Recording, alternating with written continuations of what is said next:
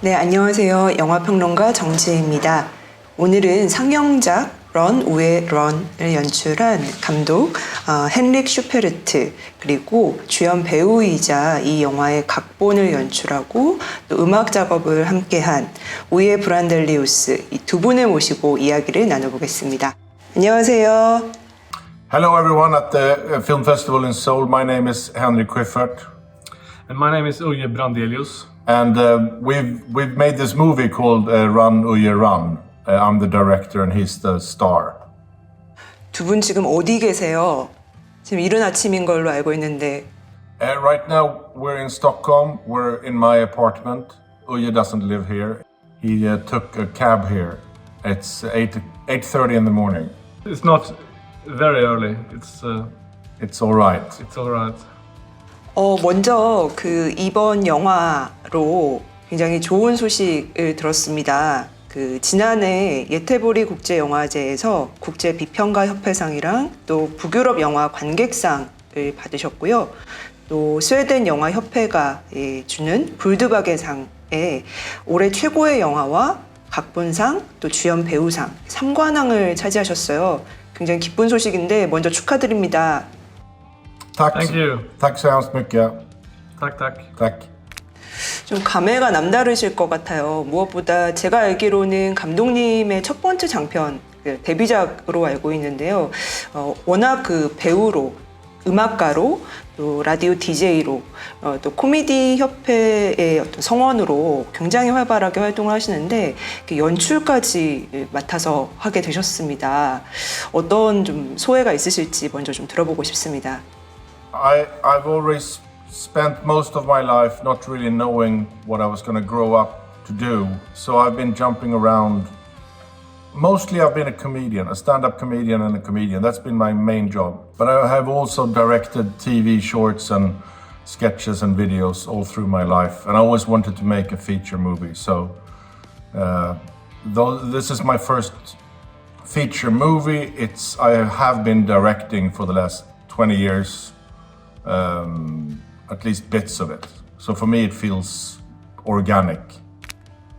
또 우리 우예 배우님 배우상을 수상하셨습니다. 워낙 그 뮤지션으로 활발히 활동하시는 걸로 알고 있고 또 사실 이 영화를 보신 관객분들은 아시겠지만 뮤지션 역할을 소화했고 또 이것이 자전적인 이야기였던 것으로 알고 있는데요. 이 배우상을 수상한 어떤 소감을 좀 들어보고 싶습니다. It was quite absurd that I got this award, but I'm very happy, of course. But in the movie, I play myself, and well, when I wrote the script, I thought that would be quite easy to play myself because I am myself. But it turned out to be quite difficult because you have to act. In a movie, it's not a documentary. This is a feature film, so you have to act. And you have to read the lines that you have written. So it was quite difficult, and I had to step up to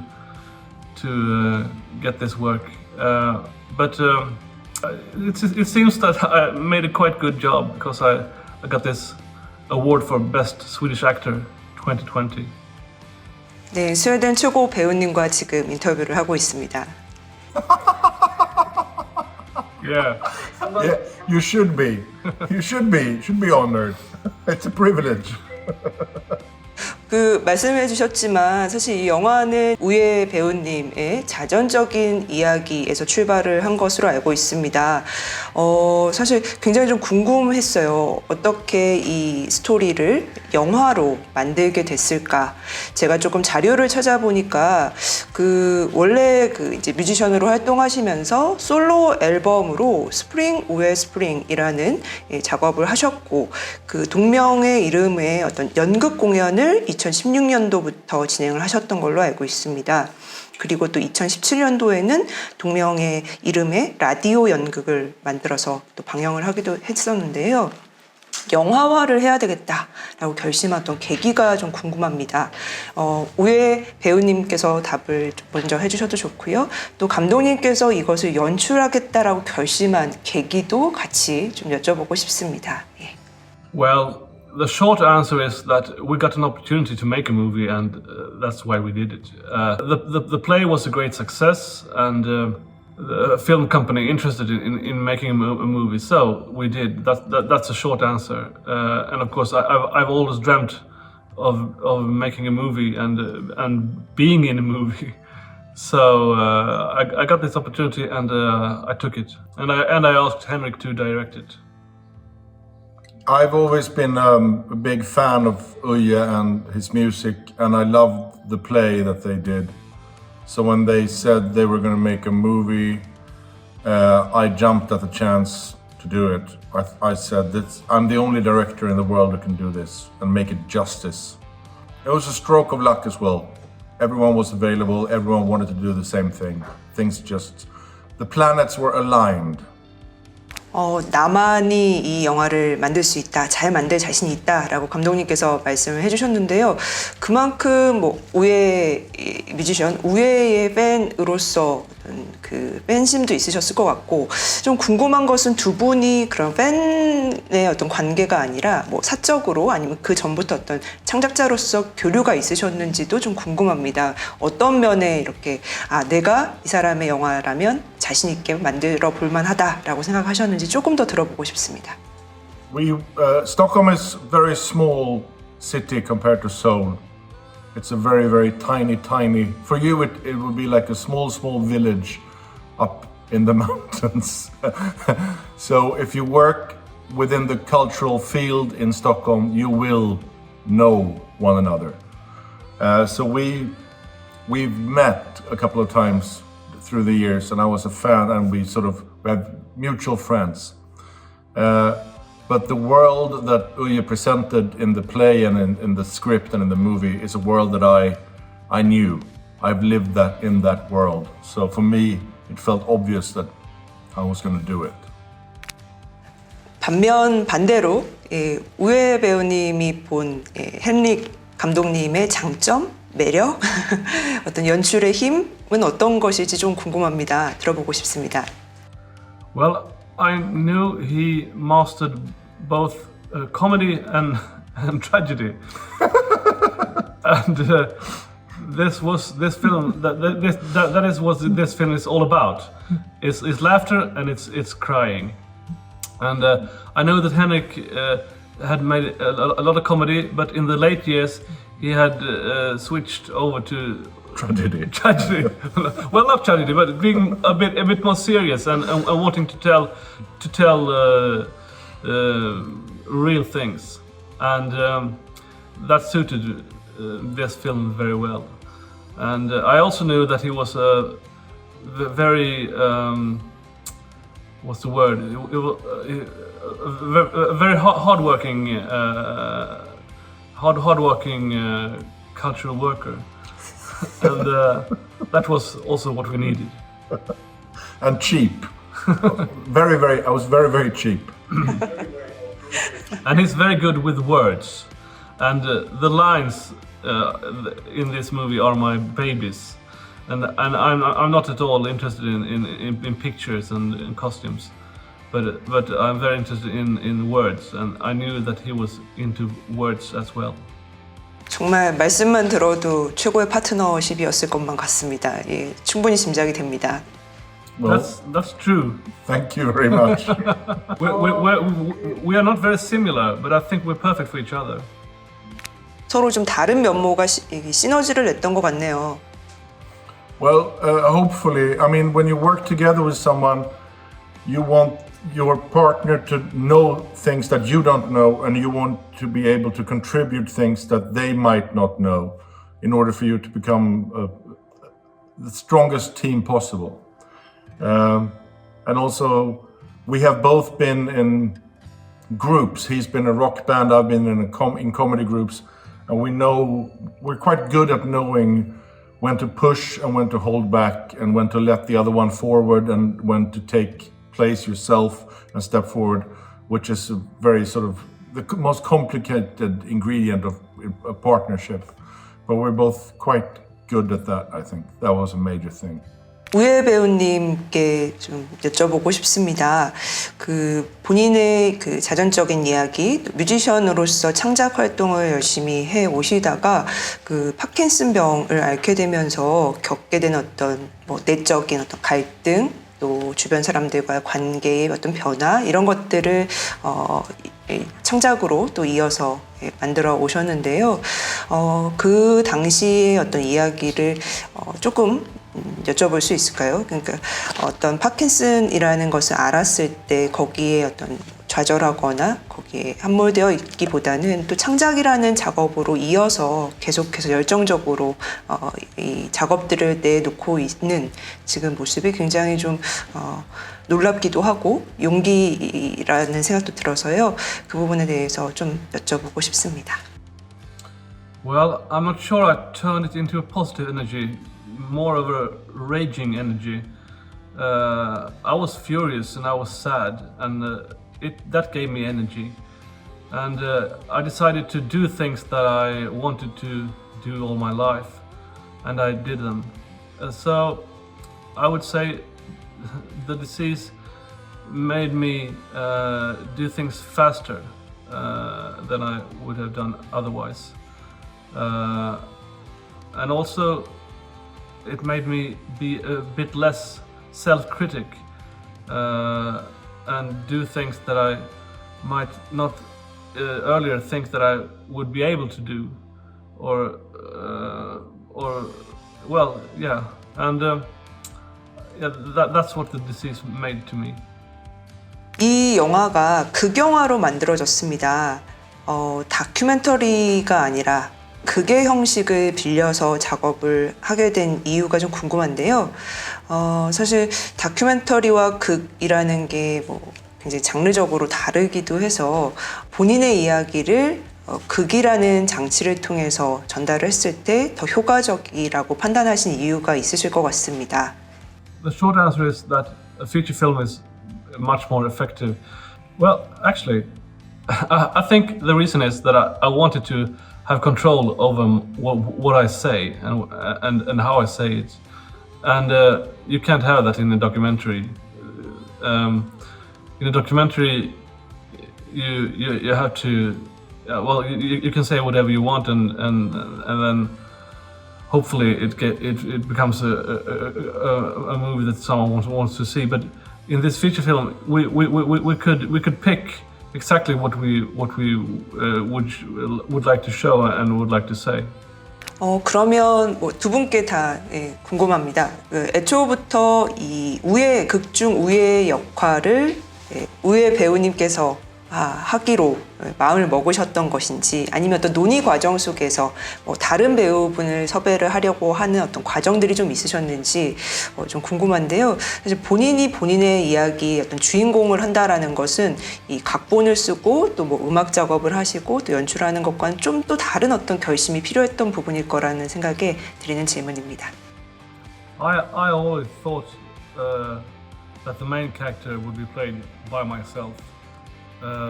That was my intention, but I also knew that it might be the case that it turned out that I was too bad, and then I would have lived with that and let another actor play me. But when I wrote the script, I had myself in mind, so to speak. It's when you play yourself, you have to have the ability to make fun of yourself and not take yourself too seriously, because otherwise you will protect the character too much.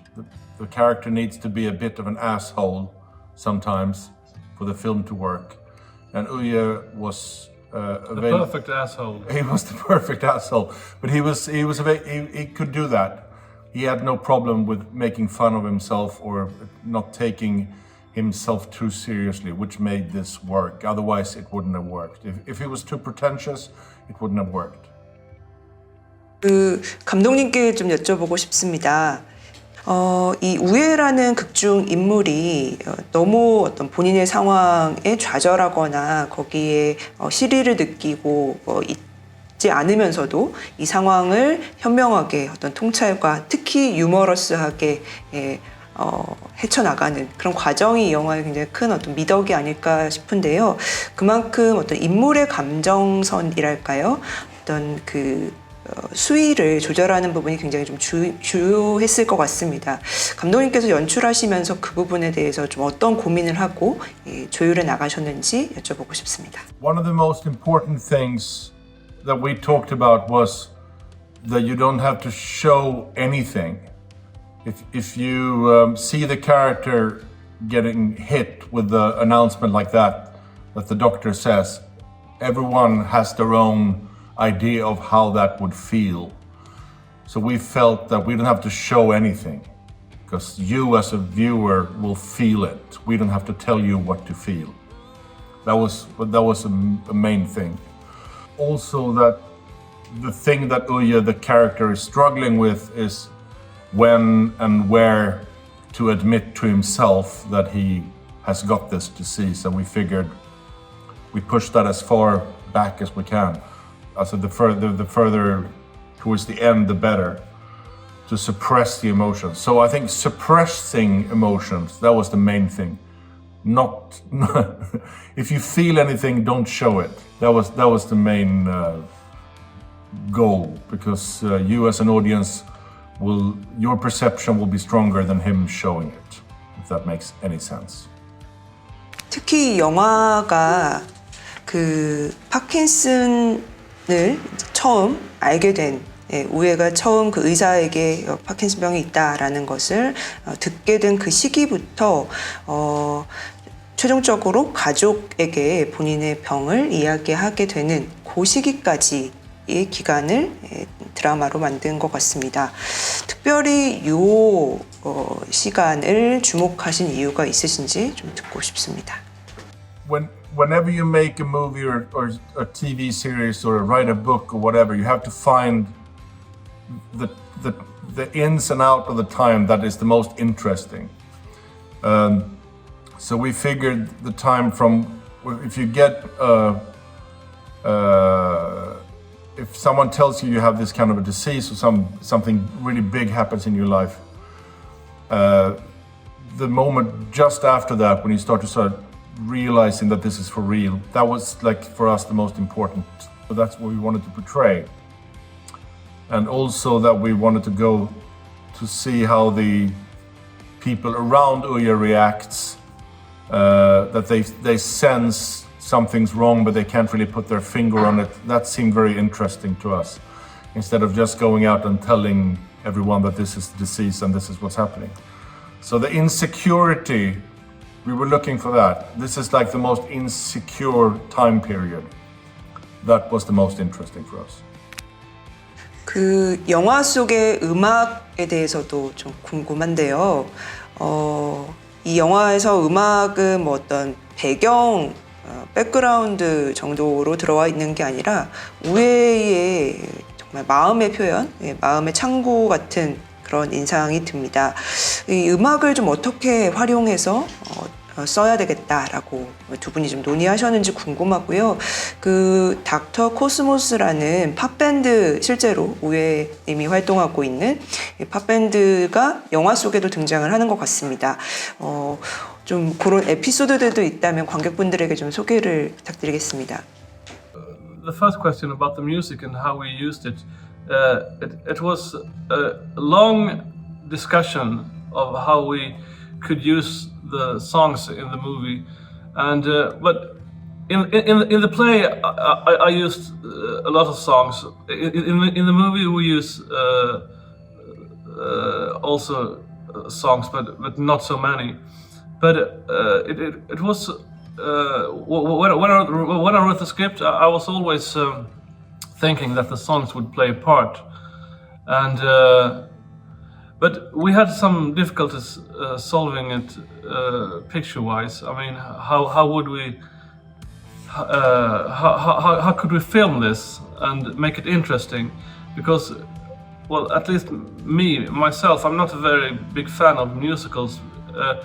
When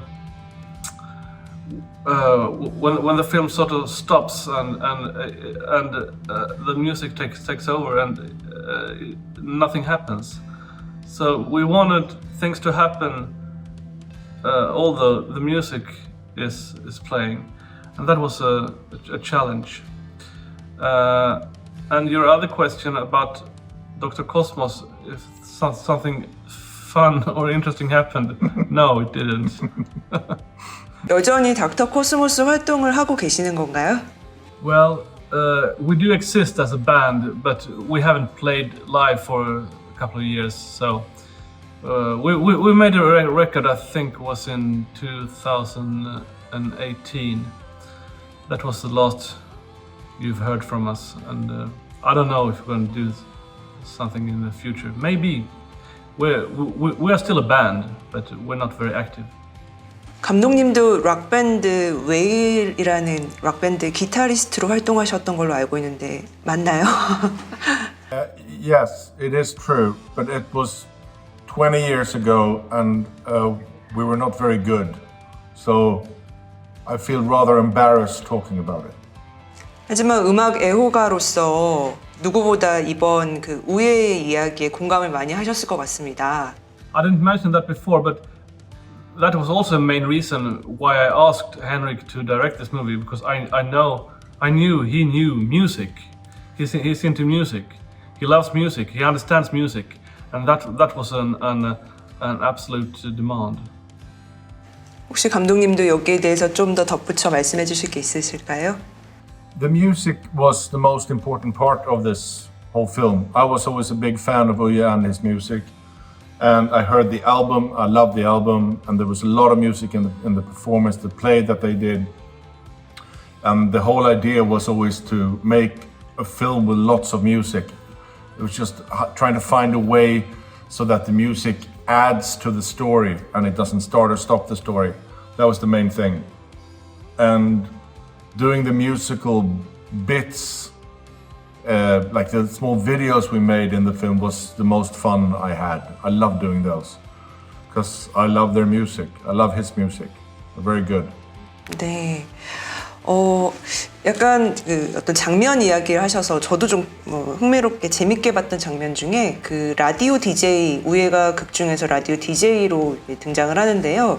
그때 그 사연을 보내온 분들, 청취자들의 사연 중에 보니까 약간 뭐라고 해야 될까요? 그 사회적인 약자나 또 어떤 빈곤층 이런 분들을 혐오하거나 부정하는 그런 멘트를 많이 하는 사연자들이 있더라고요. 이런 어떤 에피소드라든지 아니면 이제 우예가 딸 아이와 함께 딸의 학교에 가서 이제 학부모들을 만나면서 늘 항상 이렇게 듣는 질문이 있는데 어디 사세요? 예, 자가입니까? 이런 질문들을 들으면서 그 브레댕이라는 곳을 언급을 합니다. 이곳이 어떤 곳일지 좀 궁금한데 이런 어떤 장면의 좀 디테일한 부분들을 두 분께 좀 여쭤보고 싶었습니다. Bredäng is a suburb to Stockholm, and it's relatively poor, and it's not a suburb where you want to live. It's a suburb where you end up living.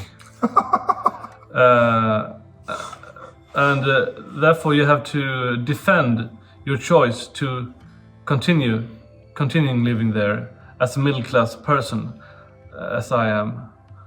And that's why the issue always comes up in the discussion, and people are amazed that a person like me or Uye in the movie lives in Bredäng. Regarding the radio call-inners, the people that call into the radio, there's a lot of radio and television shows today in Sweden, and I'm sure all around Europe anyway, where people call in and they're angry about the little things in life, and they're usually upset with stuff that is different from themselves, let me put it that way. And also lately Sweden has also become also suffering a bit of that whole sort of right-wing populist trend or wind that's blowing through Europe and the Western world right now. So we just wanted to show. It sounds a lot like that on Swedish radio. So it's an actual sort of. I think it's quite a correct picture of what it sounds like when you let people call in and say whatever they want. So that's what we did it. 네, 이제 마지막 질문을 드리겠습니다. 이 영화를 보는 관객분들께 좀 이런 부분들을 조금 더 주목해서 보면 이 영화가 훨씬 더 재미있을 거다. 혹시 그런 좀 가이드를 주실 만한 게 있으실지요? 혹은 뭐 이 영화를 통해서 조금 더 관객들에 전달하고 싶은 바가 있으셨다면 말씀을 들어보고 싶습니다. We are very, very happy that it's shown in Korea, and I'm amazed that film is such an international art form. That this film, that I think is a very, very Swedish film, is shown at the other side of the world. It's mind-boggling. I think it's great. I mean, I've been doing music all my life, and I sing in Swedish, and not a single person outside Sweden or maybe Norway has ever heard my music.